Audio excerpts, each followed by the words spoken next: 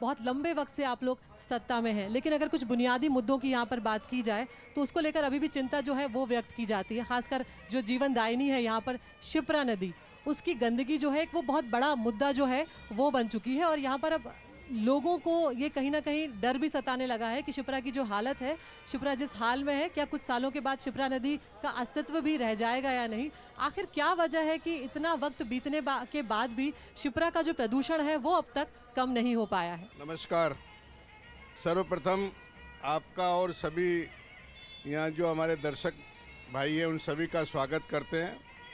आपने जो प्रश्न किया है शिप्रा के संबंध में, भारतीय जनता पार्टी की सरकार और हमारे नगर निगम ने समय समय पर इस शिप्रा के शुद्धिकरण का बराबर समय समय पर कार्य किया है और लगातार इसमें जो दूसरी नदियां मिल रही थी उनको भी रोकने का प्रयास किया है। इसके साथ ही साथ अभी हमने जो गंगा नदी का जो प्रोजेक्ट था उसके साथ शिप्रा को रोकने का प्रयास, जोड़ने का प्रयास किया है। इसके कारण आने वाले समय में लगभग 550 करोड़ की लागत से इस शिप्रा शुद्धिकरण का कार्य किया जाएगा। दिनेश जी, आप बताइए यहाँ पर कि इतने लंबे समय से ये यहाँ पर है, शिप्रा नदी का प्रदूषण दूर नहीं हो पा रहा है, लेकिन अगर हम पिछले 35 सालों की बात की जाए करें तो सिर्फ एक बार कांग्रेस सत्ता में आई है 2009 में। क्या वजह है कि यहाँ पर मुद्दे हैं लेकिन बावजूद उसके कांग्रेस सत्ता में नहीं आ पा रही है?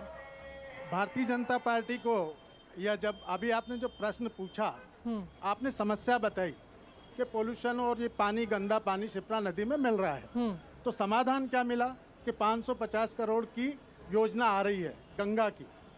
ये सब्जेक्ट उज्जैन का है।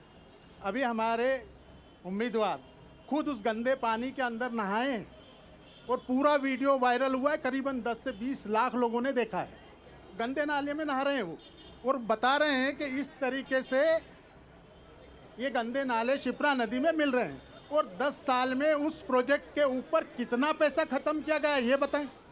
शिप्रा के शुद्धिकरण के लिए कितना रुपया खत्म किया गया ये बताएं। मैं आंकड़ों सहित बता सकता हूं कि 0। शिप्रा शुद्धिकरण के लिए कुछ भी नहीं हुआ।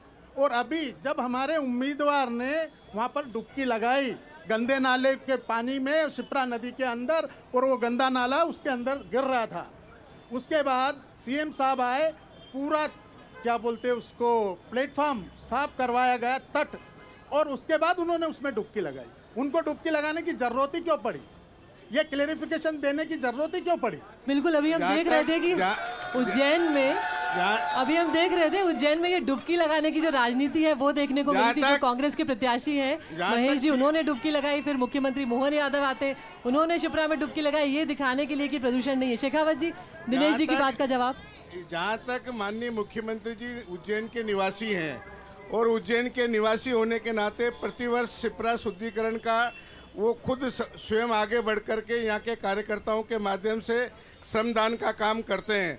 और शिप्रा में स्नान करने का जहाँ तक सवाल है, वो उसी जगह पे स्नान किया है जहाँ पर ये जिनका महेश जी का बता रहे हैं, और कोई अलग से कोई व्यवस्था नहीं की गई।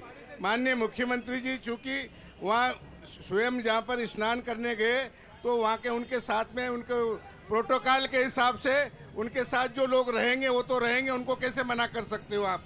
बाकी जहाँ तक शिप्रा स्नान का सवाल है, उसी जगह स्नान किया और आज भी आप देख सकते हैं वो सारा शुद्ध किया हुआ स्थान है वहाँ पर। हमारे साथ वरिष्ठ पत्रकार अर्जुन सिंह चंदेल जी भी बैठे हुए हैं। चंदेल सर, यहाँ पर ये बताइए, 16 नालों का पानी शिप्रा नदी में गिरता है। इंदौर की जो गंदगी है, औद्योगिक गंदगी, वो शिप्रा नदी में गिरती है। उज्जैन के लोग हमारे सामने बैठे हुए हैं, इनके लिए कई समस्याएं हैं। ऐसे में क्या वाकई कोई समाधान है या यहाँ पर कोई नीयत जो है वो नजर नहीं आ रही है शिप्रा का प्रदूषण कम करने की? सर्वप्रथम मैं एनडीटीवी के दर्शकों को प्रणाम करता हूं और उज्जैन वासियों को ये बधाई देना चाहता हूं कि आज हम सब के लिए गर्व की बात है कि जो आज एंकरिंग का काम कर रही है हमारे बीच अदिति राजपूत, वो उज्जैन शहर की सेठी नगर की रहने वाली है। तो जोरदार तालियां अदिति के लिए। और मैं मानता हूं कि आज हमारा भी सीना एक आध इंच बड़ा होगा कि आज हमारे शहर की आज एंकर के रूप में आज हमारे बीच हैं। और जहाँ तक शिप्रा शुद्धिकरण की बात चल रही है भाजपा कांग्रेस के बीच, तो मैं इस शहर के 6 लाख लोगों का दुर्भाग्य कहना चाहूँगा, चाहे बीजेपी की सरकार हो चाहे कांग्रेस की सरकार हो, सही दिशा में प्रयास किसी के द्वारा भी नहीं किया। प्रयास कांग्रेस ने भी करा पर वो भी असफल रही और बीजेपी ने करा वो भी असफल रही। और जिस मोक्षदायिनी शिप्रा के कारण इस शहर की पहचान है, इस उज्जैनी की पहचान है, उसकी दिशा में पिछले 25 वर्षों से जो भी सरकारें रही, वर्तमान सरकार और पूर्ववर्ती सरकार, दिल, दिमाग और सच्चे ढंग से प्रयास नहीं कर पाई, ऐसा मेरा मानना है। और आज भी स्थिति वही 25 साल पहले वाली जस की तस बनी हुई।